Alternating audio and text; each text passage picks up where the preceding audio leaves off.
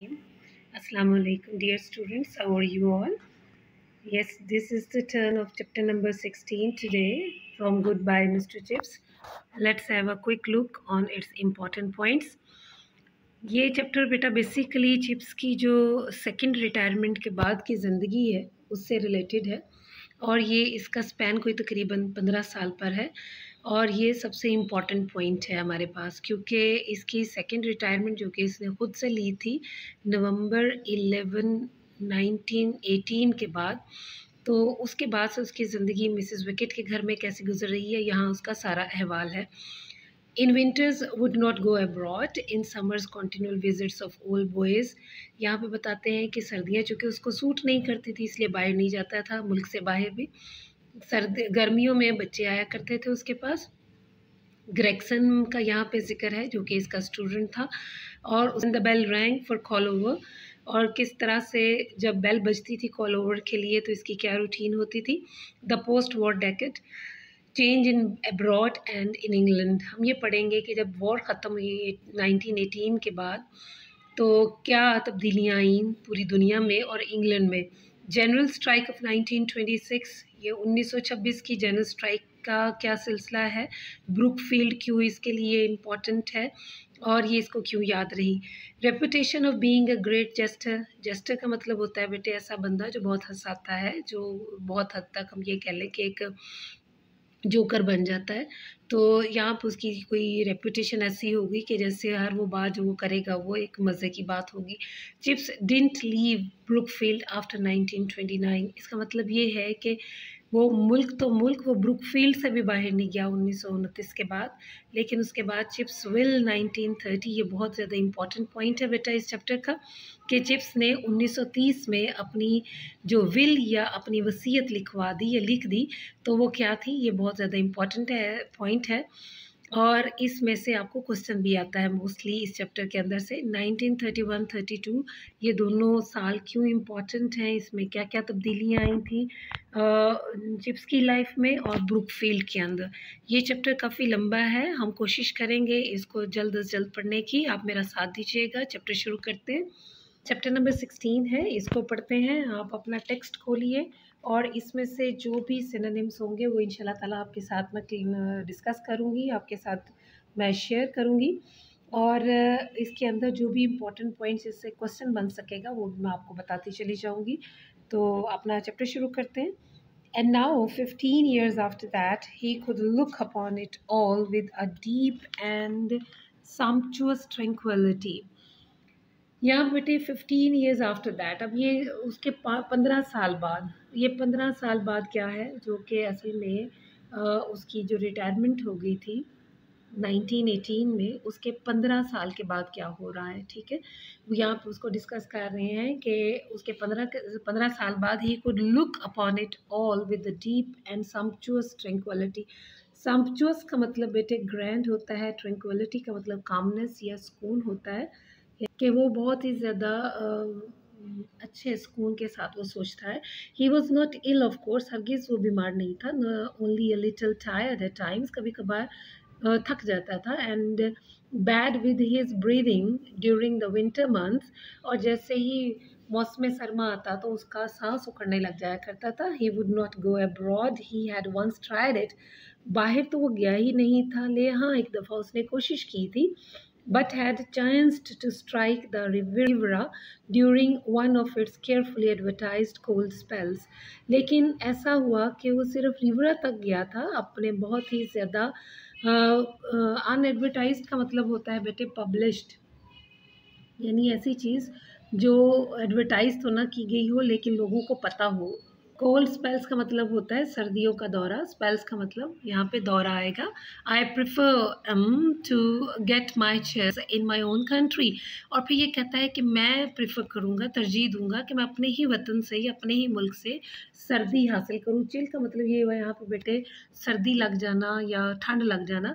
He use to से, वो कहा करता था। आफ्टर दैट, इसके बाद जब वो रिवरा तक गया था तो वहाँ से ही वो वापस आ गया था, आगे नहीं जा सका था क्योंकि आगे उसे बहुत ठंड लगने शुरू हो गई थी। तो वो कहता था कि मैं अपने वतन से ही ठंड लगवा लूँगा, मैं नहीं बाहर जाने लगा। He had to take care of himself when there were east winds, but autumn and winter were not really so bad. ये कहते हैं उसको उस वक्त अपनी ज़्यादा केयर करनी पड़ती थी जब मशरक़ी हवाएं चलती थी, लेकिन ख़ज़ां का मौसम और सर्दी का मौसम उसके लिए कुछ ज़्यादा बुरा नहीं होता था. दे वर वार्म फायर्स, क्योंकि बहुत ज़्यादा आग जला करती थी, एंड बुक्स, और उसके पास किताबें होती थी, यानी वो आग के करीब रहता था, अंगीठी के करीब रहता था, किताबें पढ़ता था. And you could look forward to the summer, और ये कि आप गर्मियों का इंतज़ार भी कर सकते थे. It was a summer that he liked best, of course apart from the weather which suited him. They were the continual visits of old boys. ये गर्मियाँ इसको बहुत ज़्यादा पसंद थी, ना सिर्फ ये कि मौसम अच्छा हो जाया करता था, बल्कि इसलिए भी कि इसमें कॉन्टीन्यूअल विजिट्स होते थे, यानी एक के बाद दूसरा विजिट होता था थोड़े वक्फे के बाद. किन की तरफ से? ओल्ड बॉयज़ की तरफ से.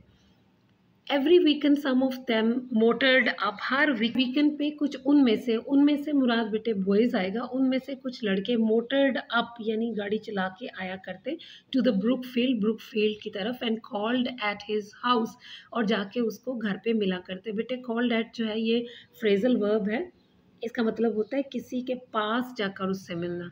तो वो क्या करते थे? वो उसके घर जाके उससे मिला करते थे.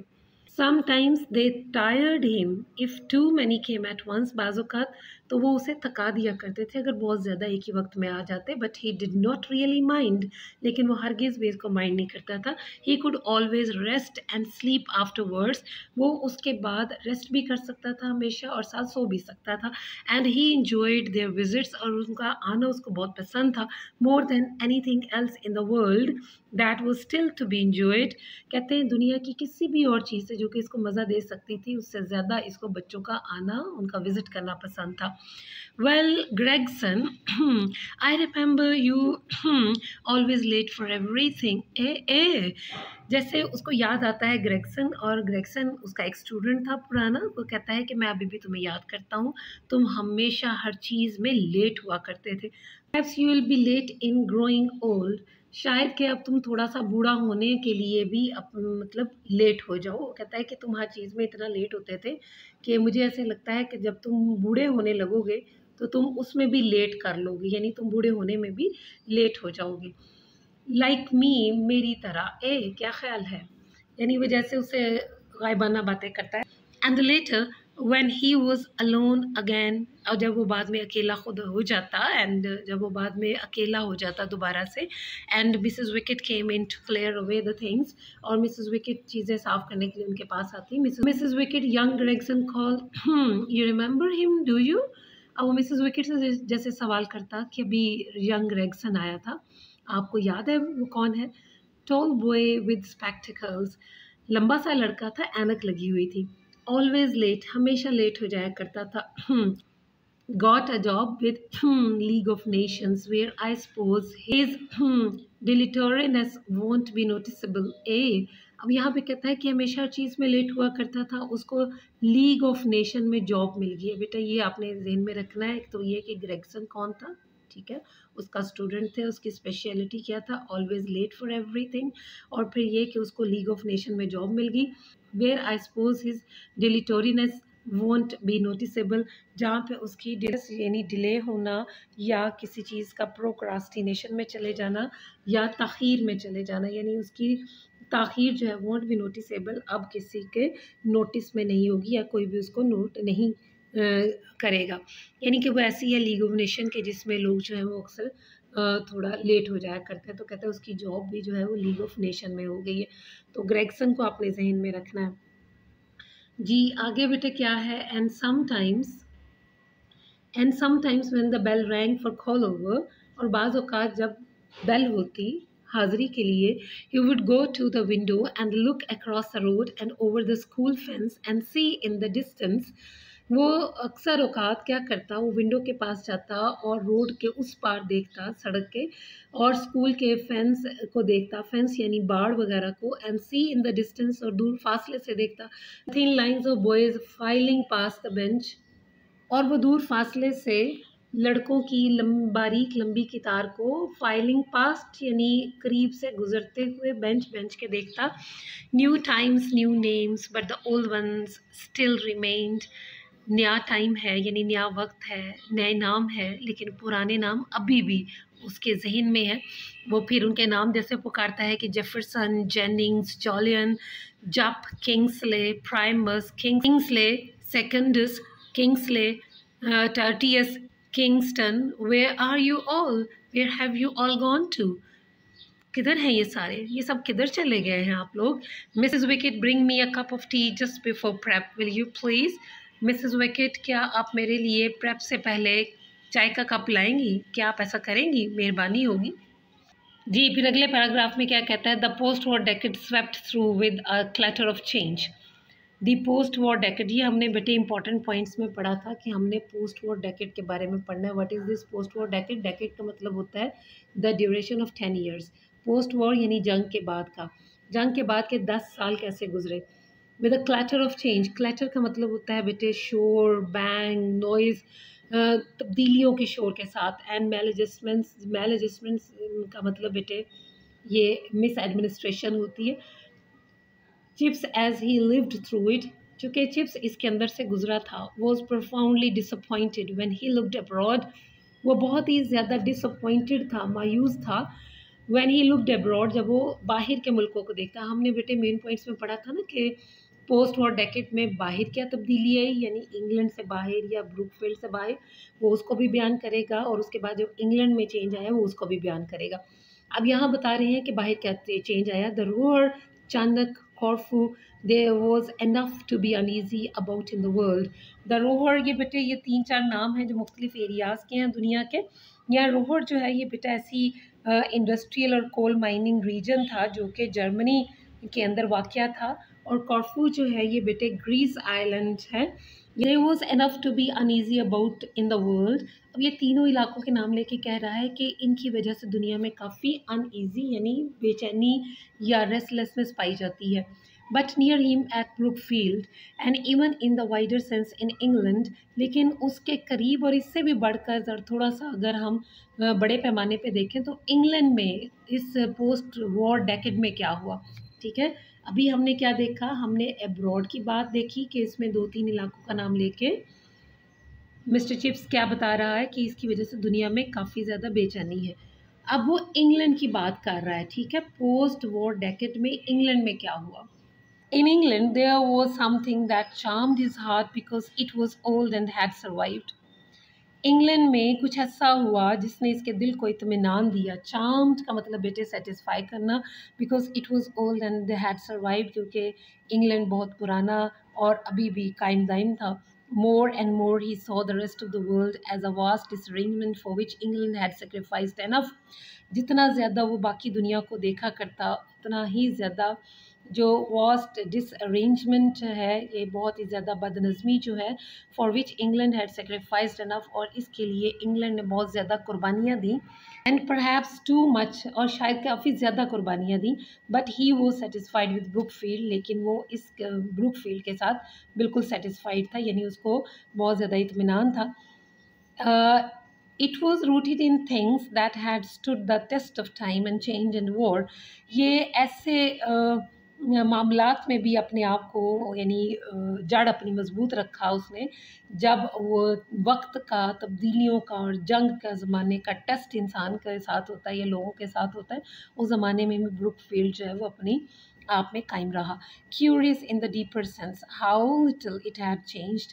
बहुत क्यूरियस का मतलब होता है बेटे तजस्सुस वाला होना, बहुत ही ज़्यादा यानी स्ट्रेंज होना। इन द डीपर सेंस बहुत गहरे अंदाज में। How little it had changed, इसने यानी इस वॉर ने इस ब्रुकफील्ड को बहुत कम चेंज किया। Boys were a politer race, bullying was non-existent, there was more swearing and cheating। कहते हैं पहले ऐसे होता था कि बच्चे जो थे, लड़के जो थे, वो ज़्यादा पोलाइट रेस का मतलब नस्ल से होते थे। बुलिंग वाज नॉन एग्जिस्टेंट, उस वक्त किसी भी किस्म की बुलिंग नहीं होती थी। बुलिंग का मतलब बेटे ये हम कह लें कि गुंडागर्दी या किसी एक को परेशान कर देना, ये बिल्कुल नहीं होते थे। अब कहते हैं कस्में खाना, धोखा दही ज़्यादा हो गई है, यानी अब लोग जो हैं वो कसम खाते हैं, यानी स्वेयरिंग करते हैं, चीटिंग यानी धोखा वगैरह देते हैं, अब ज़्यादा हो गया है। There was a more genuine friendliness between master and the boy. अब बहुत ज़्यादा कहते हैं जेन्युइन का मतलब होता है रियल, जेनुइन का मतलब होता है रियल। फ्रेंडलीनेस जो दोस्ती होती थी मास्टर एंड बॉय, उस्ताद में और बच्चे में। Less pomposity on the one side, यानी बहुत कम। पोम्पोसिटी का मतलब बेटे ऑस्टेंटेशियस कंडीशन होती है या दिखावा होता है, तो कहते हैं ऑन वन साइड किसी भी तरफ बहुत कम दिखावा होता था। लेस अंक्चुअसनेस ऑन द अदर, और इसी तरह दूसरी तरफ जो था वो बहुत ही कम अंक्चुअसनेस होती थी। अंक्चुअसनेस का मतलब बेटे बटरिंग होता है ऑन द अदर, दूसरी तरफ। One of the new masters fresh from Oxford even let the six call him, कहते हैं कि अब जो है एक मास्टर जो कि नया मास्टर आया था ऑक्सफोर्ड से, उसने सिक्स्थ को यानी छठी क्लास को लेट यानी इजाज़त दे दी, परमिशन दे दी, call him by his Christian name, कि वो उसको उसके क्रिश्चियन नाम से पुकार लें। Chips didn't hold with that, Chips जो है हरगिज़ भी, होल्ड विद दैट का मतलब बेटे टू बेयर, वो इसको हरगिज़ भी बर्दाश्त नहीं कर पा रहा था। Indeed he was just a little bit shocked, इसका ये मतलब है कि वो थोड़ा सा जो है वो शॉक्ड हो गया था, यानी उसको परेशानी हुई थी। He might as well sign his terminal reports, yours affectionately, he told somebody. वो कहता है कि वो तो अभी भी अपनी इख्तितामी जो उसकी रिपोर्टें होती थी उनको दस्तखत करता था और उसके आखिर में लिखता था आपका प्यारा, ऐसे उसने किसी को यानी बताया। तो ये टर्मिनल रिपोर्ट्स का मतलब बेटे लास्ट रिपोर्ट्स, आखिरी आखिरी जो उसकी रिपोर्ट्स थी उसमें भी कहते हैं योर्स अफेक्शनेटली, जो लेटर राइटिंग के आखिर में फॉर्मल स्टाइल ऑफ कंक्लूजन जो होता है जिसमें सैल्यूटेशन होती है, वो बाकायदा उसको ओबे करता था अभी भी। तो वो अब किसी को बताते हुए कहता हम तो आज भी इस तरह से अपनी रिपोर्ट्स को लिखते हैं, उनका इख्तिताम करते हैं। During the general strike off 1926 Brookfield boys with food stuffs, when it was all over, Chips felt stirred emotionally as he had not been since the war. अब वो ये कहते हैं कि अब जब जनरल स्ट्राइक हुई 1926 में, ये बड़े बड़ा इंपॉर्टेंट पॉइंट है और इसमें से आपको क्वेश्चन भी आ सकता है कि what did Brookfield boys do in general strike off 1926, या ये भी आ सकता है कि why did general strike off 1926 important for Brookfield. ठीक है, इसमें आप देखिए कि इस जनरल स्ट्राइक के दौरान Brookfield boys loaded motor vans with food stuffs, ये आपका क्वेश्चन का आंसर आएगा कि इसमें जो हमारे ब्रुकफील्ड के जो बच्चे थे उन्होंने अपनी वैन्स को फूड स्टफ़ के साथ जो है वो भर लिया था। When it was all over, chips felt stirred emotionally, जब ये सब कुछ ख़त्म हो जाता है तो चिप्स अपने अंदर बहुत ज़्यादा हलचल, स्टर का मतलब हलचल, इमोशनली जज्बाती तौर पर महसूस करता है। As he had not been since the war, इतनी जज्बातियत तो उसने कभी जंग में भी महसूस नहीं की थी। समथिंग हैड हैपेंड, कुछ ऐसा हो गया था। Something whose ultimate significance had yet to be reckoned, कुछ ऐसा जिसकी बहुत ही ज़्यादा, अल्टीमेट का मतलब होता है आखिरी, और सिग्निफिकेंस का मतलब बेटे इम्पॉर्टेंस होता है, रेकन्ड का मतलब होता है एस्टिमेटेड या अंदाज़ा लगाना, अल्टीमेट का मतलब मुकम्मल। ठीक है, यानी बहुत ही आखिरी किस्म की जो सिग्निफिकेंस इम्पॉर्टेंस है, अभी उसका अंदाज़ा लगाना बाकी था। But one thing was clear, लेकिन एक बात तो वाजे थी, England had burned her fire in her own grate again, England ने अपने ही ग्रेट में, अपने ही चूल्हे में दोबारा आग लगा ली थी, यानी इसका मतलब है उसने अपने ही घर को दोबारा आग में झोंक दिया था। And when at a speech day function that year an American visitor laid stress on the vast sums that the strike had cost the country, और फिर जनरल स्ट्राइक के बाद जब एक दिन स्पीच डे के फंक्शन पर एक अमेरिकन विजिटर जो है उसने जब जोर दिया ऑन द वास्ट सम्स, और बड़े बड़े उन अखराजात पर, ऑन द वास्ट सम्स, बड़े बड़े अखराजात पर, that the strike had cost the country, जिसका के मुल्क को जो है स्ट्राइक के दौरान खुमियाजा भुगतना पड़ा था। चिप्स आंसर, तो चिप्स ने जवाब दिया yes but advertisement always is costly, और चिप्स कहता है जी जी, ये इश्तिहारात हमेशा ही बहुत ज़्यादा महंगे पड़ते हैं। एडवर्टीजमेंट, ये इश्तिहार। अब वो आगे क्या कहता है, वेल वाजंट इट, एडवर्टीजमेंट, क्या ये ऐसा इश्तिहार नहीं था, and very fine advertisement too, और ये बहुत अच्छा इश्तिहार भी था। A whole week of it, not a life lost, पूरा एक हफ्ता हो गया, कोई ज़िंदगी जान से नहीं गई। शॉट फायर्ड, एक भी गोली नहीं चली, your country would have split more blood in raiding a single liquor saloon. अब कहते हैं कि तुम्हारा मुल्क तो जो एक छोटा सा सिंगल लाइकर सैलून का मतलब होता है बेटे एक छोटा सा अकेला शराब खाना, इसको ही गिराने में जो है वो बहुत ज़्यादा ब्लड जो है वो स्प्लिट करती है, यानी गिरा देती है या ज़ाया कर देती है। अब ये बात सुन के क्या हुआ, सब के सब क्या हुआ, लॉफ्टर लॉफ्टर, हर तरफ हंसी ही हंसी होने शुरू हुई, लोग हंसना शुरू हो गए। Wherever he went and whatever he said, there was laughter. जहाँ कहीं वो जाता, जो कुछ भी वो कहता, हर जगह कह के ही होते। He had earned the reputation of being a great jester. उसने यहाँ पे एक बड़े जेस्टर की जो है वो रेपो हासिल कर ली थी। जेस्टर से मुराद बेटे मज़ाहिया अदाकार या बहुत ही ज़्यादा ऐसा जो मजाक करने वाला बंदा हो, उसने उसकी रेपो या रेपुटेशन या शोहरत हासिल कर ली थी।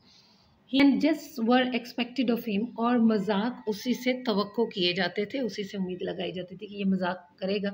When ever he rose to speak at a meeting, जब कभी वो किसी मीटिंग पर खड़ा होता बोलने के लिए, और even when he talked across a table, या जब कभी इवन वो किसी टेबल पर बैठे बात करता, people prepare their minds and faces for the joke, तो लोग अपने दिमागों को, चेहरों को उस मजाक के लिए, आने वाले मजाक के लिए तैयार कर लेते थे। They listened in a mood to be amused.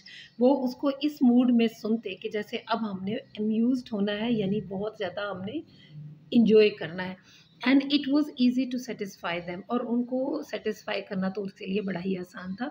They laughed sometimes before he came to the point, वो अभी जिस नुक्ते पर भी आया नहीं होता, लोग पहले ही हंसना शुरू हो जाया करते थे। Old chips was in the fine form, और कहा करते थे कि बूढ़ा चिप्स तो बहुत ही आला फॉर्म में है। फॉर्म से मुराद बेटे यहाँ सिचुएशन, फिजिकल हेल्थ।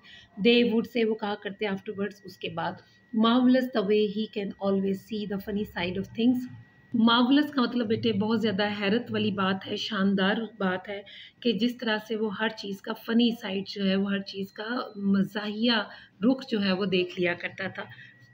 ये लोगों के कमेंट्स हुआ करते थे बेटा उसके बारे में, ठीक है जी बेटे। अब उससे आगे देखिए, after 1929 chips did not leave Brookfield. अब यहाँ पे बेटे एक और मेजर पॉइंट हमारे पास आ गया है कि 1929 के बाद उसने ब्रुकफील्ड नहीं छोड़ा। Even for old boys dinners in London, यहाँ तक कि ओल्ड बॉयज़ का जो डिनर हुआ करता था लंदन में, वो जहाँ हर साल जाया करता था, 1929 के बाद वहाँ पे भी नहीं गया। He was afraid of chills, वो सर्दियों से परेशान हो जाया करता था या खौफजदा था। And the late nights began to tire him too much, और देर तक जो जागना होता था वो उसको बहुत थका दिया करता था। He came across to the school however on fine days, ताहम वो अच्छे अच्छे दिनों में स्कूल की तरफ ज़रूर आता। And he still kept up a white and continual hospitality in his room, और वो अभी भी अपने कमरे में बहुत ही अच्छे तरीके से बच्चों का इस्तकबाल करना जो है वो उसने ख़त्म नहीं किया, या मेहमान नवाजी के उस अंदाज को उसने अभी भी बरकरार रखा हुआ है। हिज फैकल्टीज़ वर ऑल अनइम्पेयर्ड, उसकी फैकल्टीज़ यानी उसकी जितनी भी कैपेबिलिटीज़ थी, सलाहियतें थी, were all unimpaired. Unimpaired mean healthy, बिल्कुल ठीक ठाक थी। And he had no personal worries of any kind, उसका कोई अपना ज़ाती दुख नहीं था। His income was more than he needed to spend, उसकी आमदनी इतनी ज़्यादा थी कि जितनी उसको ज़रूरत थी उससे भी ज़्यादा।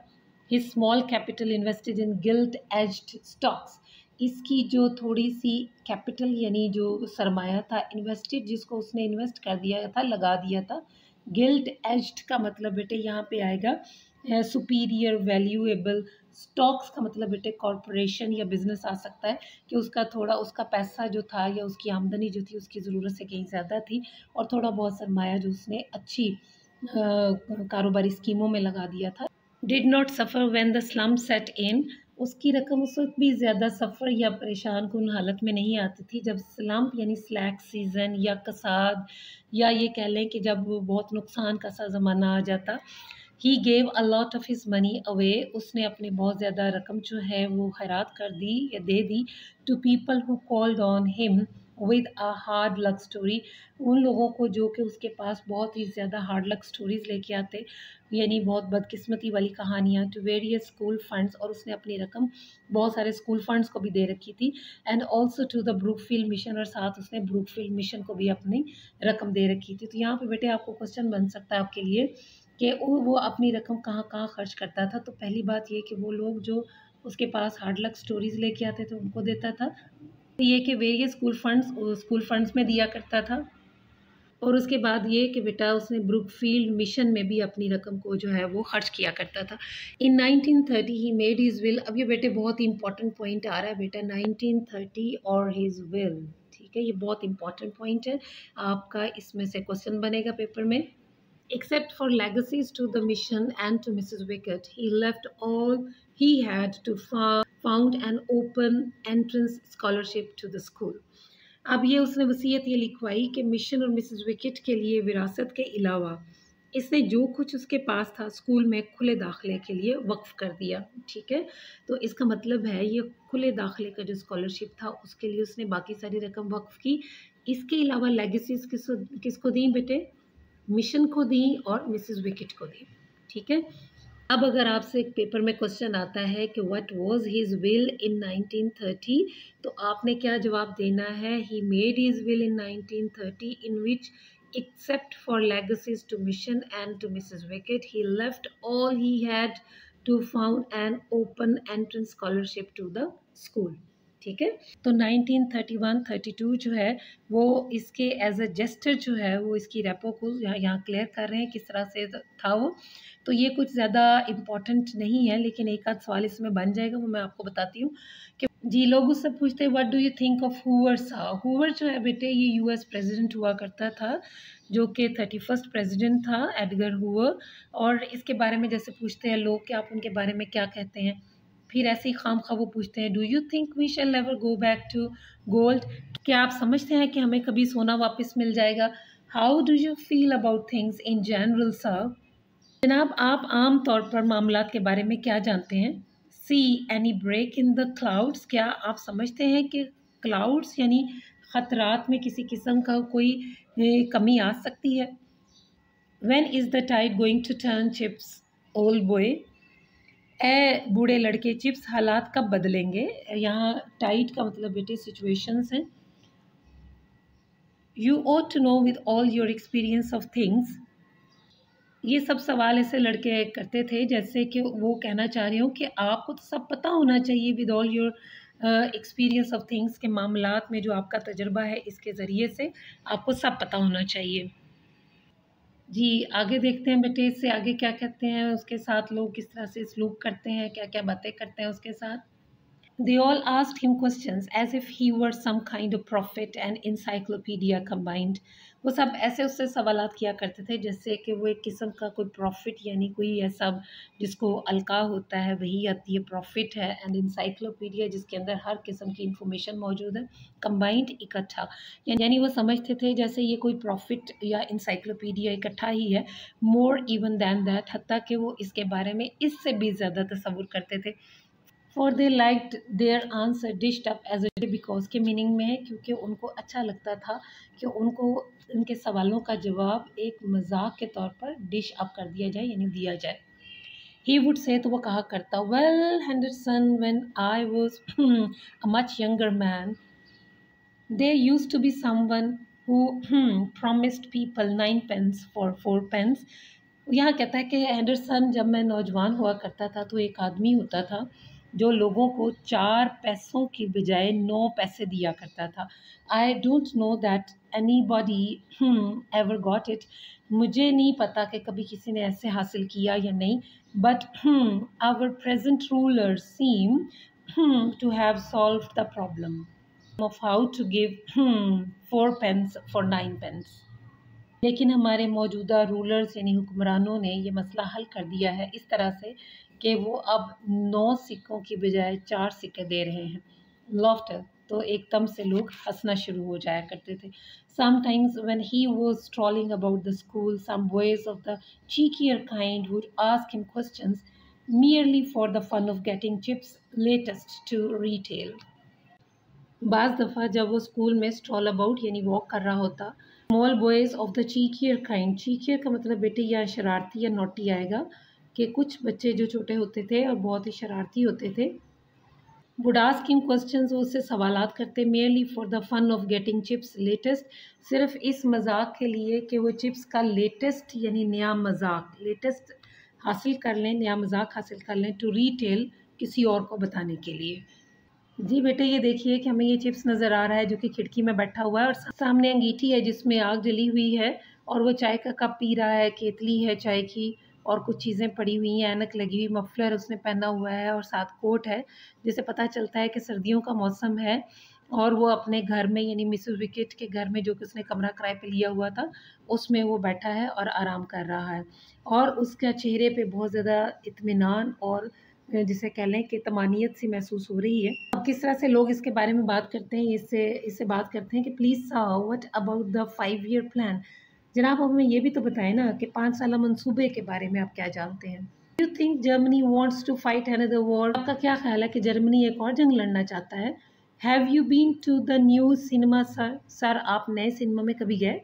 ये इस किस्म के सवाल जैसे उससे लड़के कर रहे होते हैं, सिर्फ और सिर्फ उसका मजाक वाला जवाब सुनने के लिए। Have you been to the new cinema sir? Sir, आप नए सिनेमा में कभी गए हैं? I went with my people the other day. मैं अपने घर वालों के साथ पिछले दिनों गया। Quite a grand affair for a small place. बहुत ही बड़ा मामला है छोटी सी जगह के लिए, लाइक ब्रुकफील्ड, जैसा कि ये ब्रुकफील्ड है। They have got a Wurlitzer. उन्होंने तो वुलिट्जर भी हासिल कर लिया है। And what on earth is Wurlitzer? और ये ज़मीन पर वुलिट्जर क्या चीज़ है?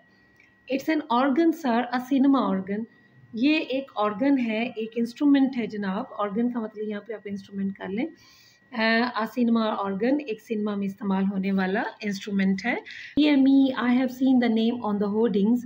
ओहो मेरे प्यारे, मैंने तो होर्डिंग्स पर यानी बड़े बड़े इश्तिहारी बोर्ड्स पर, यानी होर्डिंग्स मीन बोर्ड्स, बड़े बड़े इश्तिहारी बोर्ड्स पर मैंने नाम लिखा देखा था। बट आई ऑलवेज इमेजिन्ड, लेकिन मैंने हमेशा ये तसव्वुर कर लिया, it must be some kind of sausage, कि ये तो एक ख़ास किस्म की कोई सॉस होगी।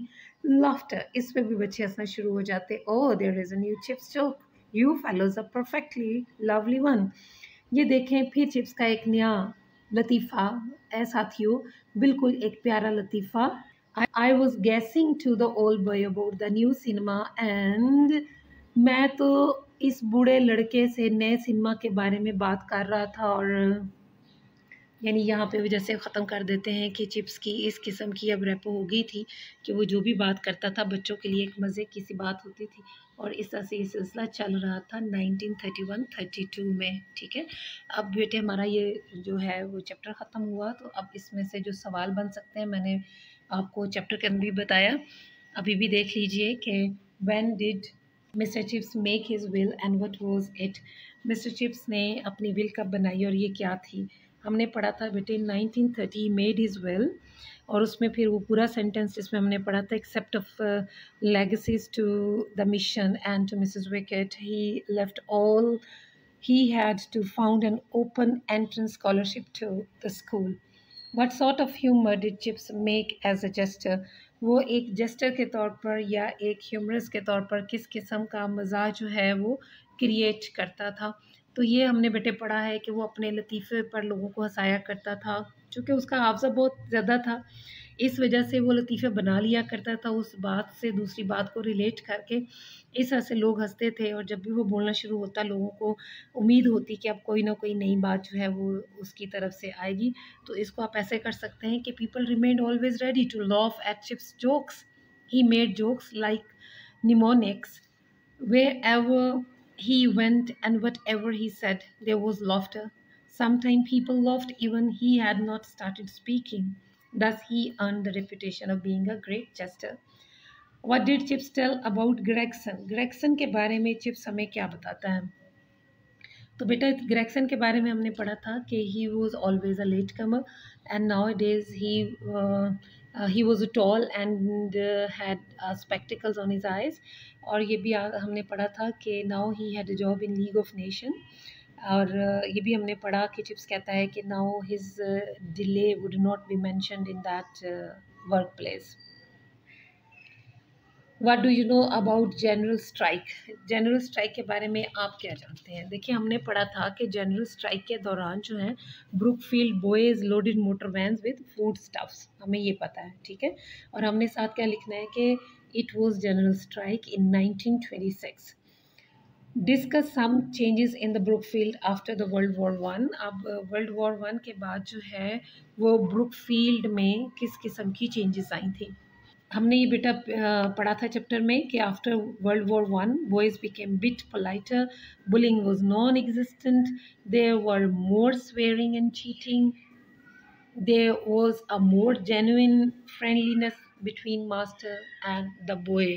ये बातें हमें चैप्टर में मिस्टर चिप्स ने ही बताई थी, ठीक है। आई होप कि आपको वो समझ आ गई होगी क्वेश्चंस की भी। अल्लाह ताला आपका हामी नासिर हो बेटा जी। अल्लाह हाफिज़।